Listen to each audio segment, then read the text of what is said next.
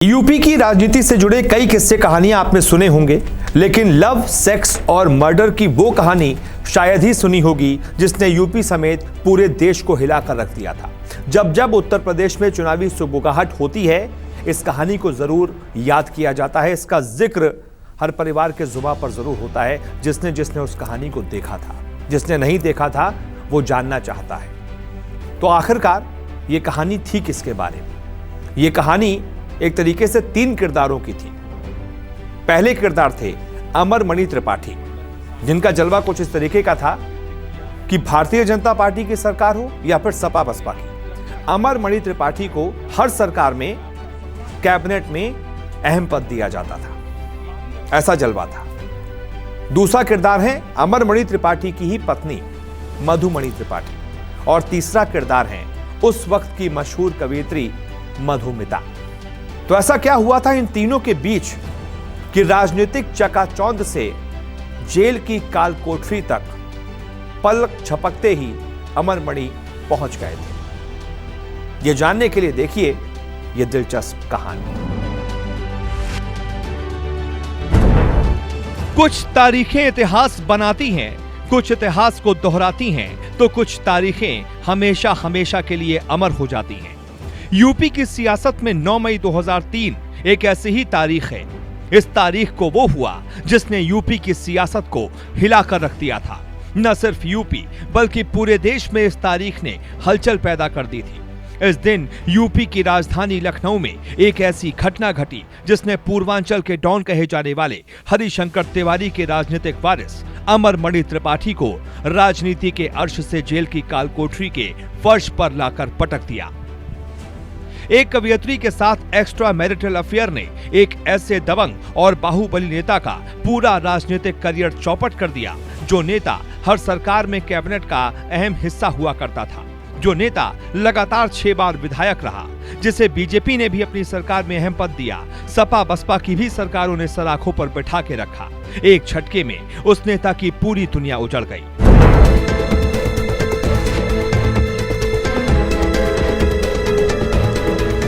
नौ मई 2003 को राजधानी लखनऊ की पेपर मिल कॉलोनी में मधुमिता शुक्ला नाम की 24 साल की कवयित्री की गोली मारकर हत्या कर दी गई। पोस्टमार्टम रिपोर्ट में मधुमिता के प्रेग्नेंट होने की भी बात सामने आई।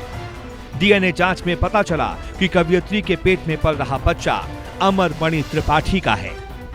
बस इसी खुलासे ने यूपी के सियासी हलके में भूचाल ला दिया।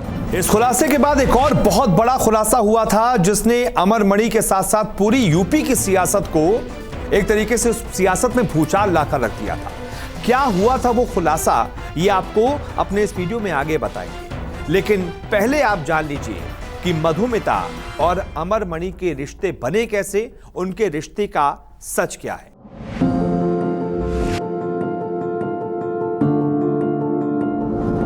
बालक तो वीरता की शान हो गए, राम पे कोठारी कुर्बान हो गए। किसको कोठारी पे गुरूर नहीं गए, किसको कोठारी पे गुरूर नहीं गए।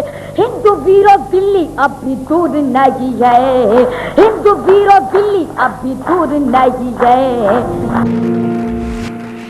मधुमिता शुक्ला उन दिनों वीर रस की ओतपूर्ण कवयित्री हुआ करती थी।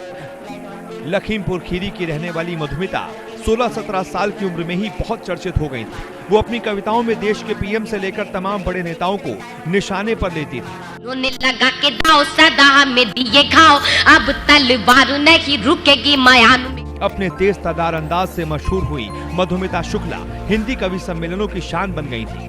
प्रसिद्धि बढ़ी तो उनके अंदर राजनीतिक महत्वाकांक्षाएं भी पनपने लगी, और यहाँ उसकी जिंदगी में एंट्री होती है अमरमणि त्रिपाठी की।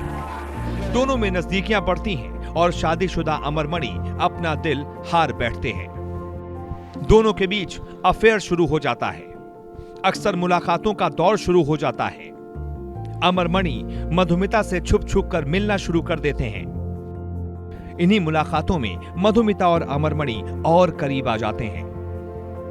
मधुमिता का नाम उस दौर के और भी कई सियासतदानों के साथ जुड़ा और वो स्टार कवयित्री बन गई। उनका कद इतना बढ़ गया था कि बड़े बड़े कवि सम्मेलनों में उनकी मर्जी चलने लगी। सब कुछ सही चल रहा था। फिर एक दिन अचानक उनकी हत्या हो जाती है, जो पूर्वांचल के बाहुबली अमरमणि त्रिपाठी के पतन का सबसे बड़ा कारण बन जाता है।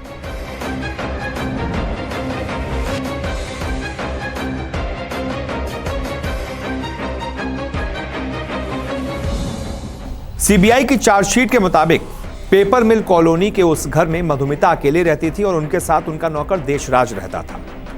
9 तारीख को सुबह के वक्त देशराज और मधुमिता अपने घर पर थे। बेल बजती है और वहां पहुंचते हैं शूटर संतोष राय और प्रकाश पांडे। उनको जो मैसेज दिया जाता है उस मैसेज के मुताबिक वो मधुमिता को मैसेज बताते हैं। मधुमिता उन्हें कमरे में अंदर बुलाती हैं और देशराज चाय बनाने के लिए चले जाते हैं। कुछ देर बाद अंदर से गोली की तेज आवाज आती है। जब तक देशराज कमरे तक पहुंचते हैं तब तक मधुमिता खून से लथपथ बिस्तर पर पड़ी होती है। इधर संतोष और प्रकाश फरार हो चुके होते हैं, जिसके बाद देशराज इसकी सूचना पुलिस को देते हैं और सीबीआई के मुताबिक जब पुलिस से उन्होंने बताया और बातचीत के आधार पर कड़ियां जोड़ने की कोशिश की गई तो इस हत्याकांड की कड़ियां अमरमणि त्रिपाठी तक धीरे धीरे जुड़ना शुरू हो चुकी थी।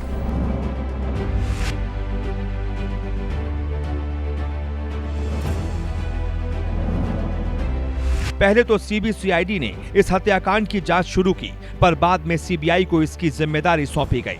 सीबीआई ने अपनी जांच पूरी की और जब चार्जशीट दाखिल की तो उसमें अमरमणि त्रिपाठी, उनकी पत्नी मधुमणि, भतीजा रोहित चतुर्वेदी समेत 2 शूटर संतोष राय और प्रकाश पांडे को आरोपी बनाया। देहरादून फास्ट ट्रैक कोर्ट ने तेजी से इस मामले को निपटाया और प्रकाश पांडे को छोड़कर सभी लोगों को दोषी करार दिया। सबको उम्र कैद की सजा सुनाई गई, जबकि प्रकाश पांडे को संदेह का फायदा देते हुए बरी कर दिया। बाद में मामला नैनीताल कोर्ट पहुंचा। हाई कोर्ट ने 2007 में निचली अदालत के फैसले को बरकरार रखा तो प्रकाश पांडे को भी उम्र कैद की सजा सुनाई और इसी के साथ यूपी के सबसे चर्चित हत्याकांडों में से एक मधुमिता हत्याकांड के केस का अंत हो गया।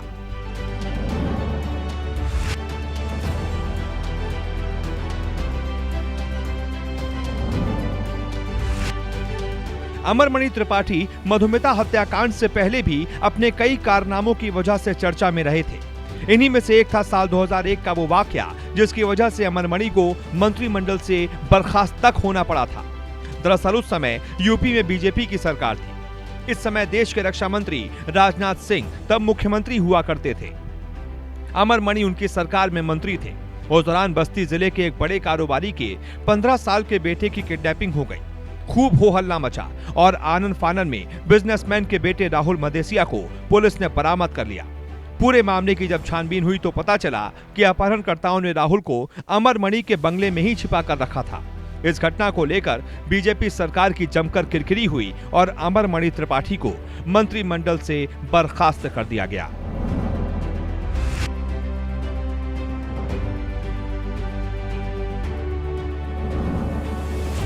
महाराजगंज की नौतनवा सीट से चुनाव जीतते आ रहे अमरमणि त्रिपाठी ने 2007 में जेल के भीतर से चुनाव लड़ा और इस बार वो लक्ष्मीपुर सीट से उतरे और जीत हासिल की।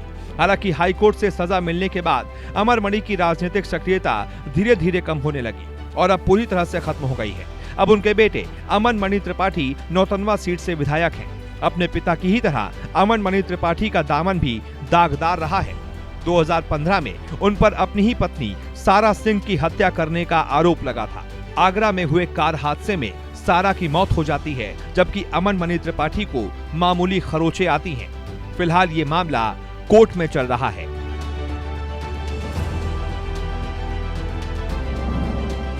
तो ये थी यूपी के सियासत में लव, सेक्स और मर्डर की वो कहानी जो बहुत कम लोगों को पता है, लेकिन जब भी चुनाव आता है तो इस कहानी का जिक्र जरूर होता है।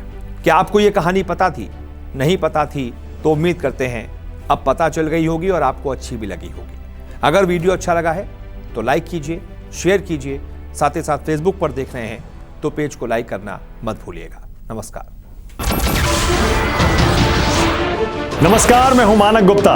अगर आपको हमारा ये वीडियो पसंद आया हो तो इसे लाइक और शेयर जरूर करें और हाँ, हमें सब्सक्राइब और फॉलो करना ना भूलें ताकि आप देश और दुनिया की कोई खबर मिस ना करें। तो जुड़े रहिए हमारे साथ और देखते रहिए न्यूज 24।